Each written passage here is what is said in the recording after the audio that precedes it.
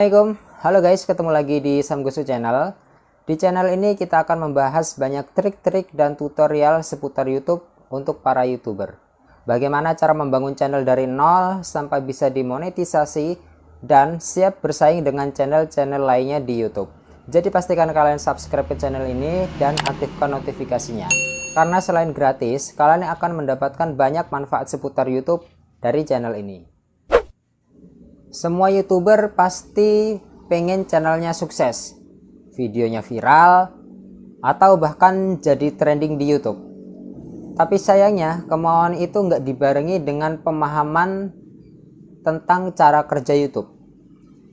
Kalau kita ngomongin cara kerja YouTube, pasti kita harus ngomongin algoritma. Kenapa harus algoritma?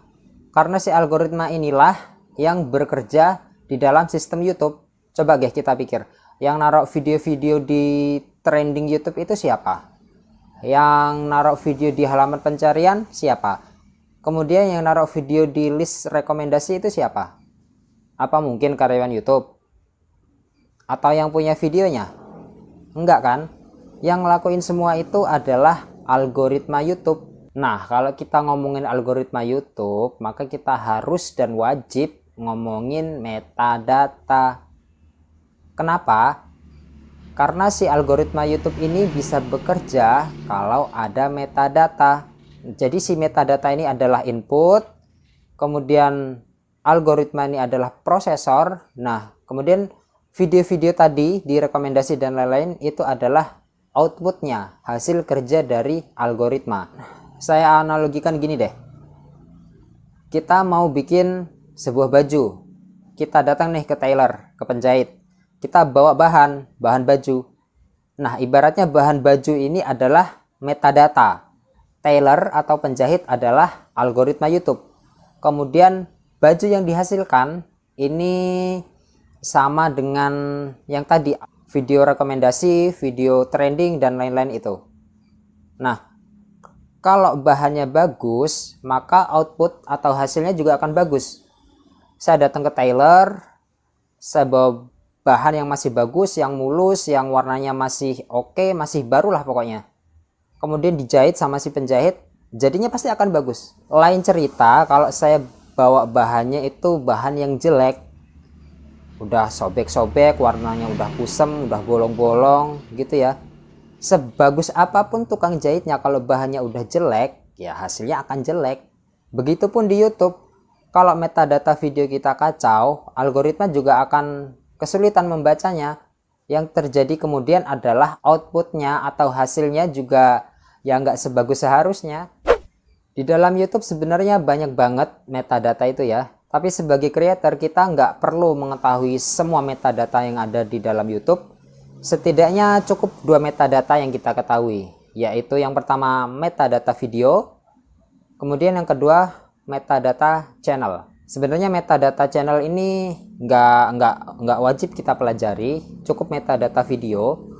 Karena metadata channel ini bisa menyesuaikan dengan metadata video. Jadi metadata channel ini adalah kumpulan dari metadata video. Dengan catatan, niche channel kita nggak campur aduk. Jadi membahas satu topik, membahas satu tema.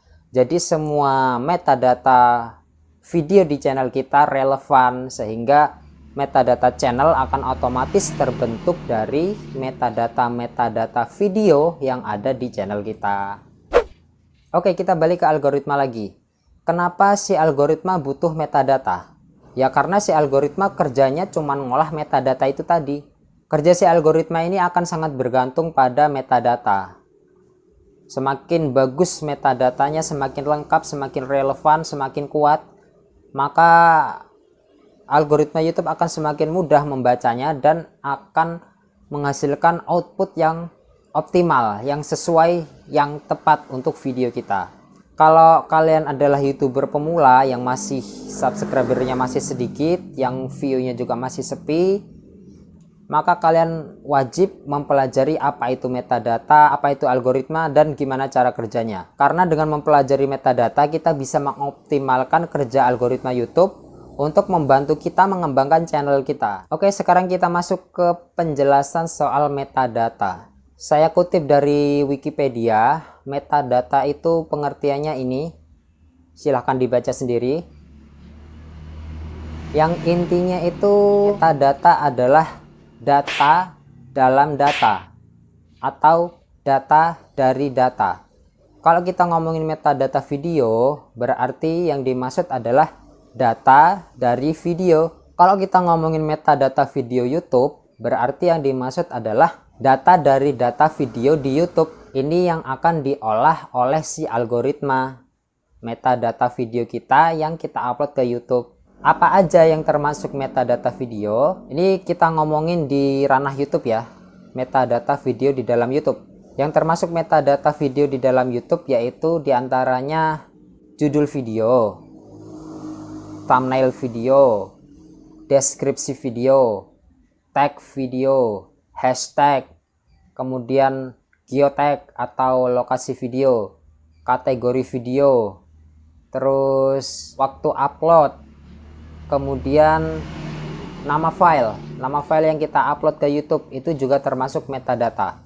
Kebetulan kemarin saya udah bikin tutorialnya gimana cara input metadata yang benar agar memudahkan algoritma untuk membaca metadata tersebut sehingga video kita bisa diterima dengan baik oleh si algoritma YouTube. Buat teman-teman yang belum nonton videonya, silahkan cek di kolom deskripsi di bawah, saya taruh linknya di situ. Jadi nanti setelah teman-teman selesai nonton video ini atau kira-kira udah paham apa itu metadata, silahkan teman-teman lanjut nonton ke video itu bagaimana cara input metadata yang benar agar video kita bisa diterima oleh algoritma YouTube sehingga bisa dipertemukan dengan penonton yang tepat. Untuk pembahasan detailnya satu persatu tentang metadata video, judul, thumbnail, dan lain-lain itu nanti akan saya bahas semuanya di channel ini, tapi di video lain ya, nggak di sini karena ini durasinya udah cukup panjang. Saya akan bahas satu persatu semuanya tentang metadata itu tadi akan saya bahas satu persatu. Semuanya nanti akan saya bahas di channel ini di video lain. Jadi pastikan kalian udah subscribe ke channel ini dan aktifkan notifikasinya. Jadi nanti kalau ada video terbaru dari channel ini kalian bisa dapat notifikasi. Nah, perlu kita ketahui selain metadata ada beberapa faktor lain yang bisa mempengaruhi perkembangan video dan channel kita. Karena beberapa faktor ini juga mempengaruhi kerja algoritma YouTube. Salah satunya yaitu niche channel. Apa itu niche channel?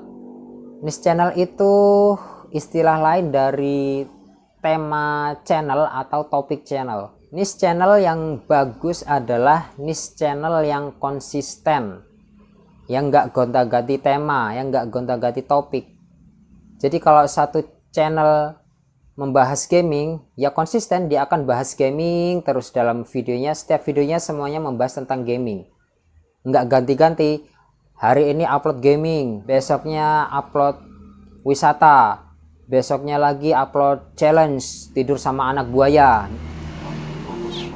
Nah, konten yang campur-campur kayak gini ini nggak ramah sama algoritma YouTube. Untuk pembahasan lengkapnya seputar niche channel, kenapa ini berpengaruh ke algoritma, kemudian gimana memilih niche channel yang tepat, gimana memilih niche channel yang paling laku, niche channel apa aja yang AdSense-nya mahal, karena beda niche iklannya juga beda. Pasti kalau iklannya beda, AdSense-nya juga beda.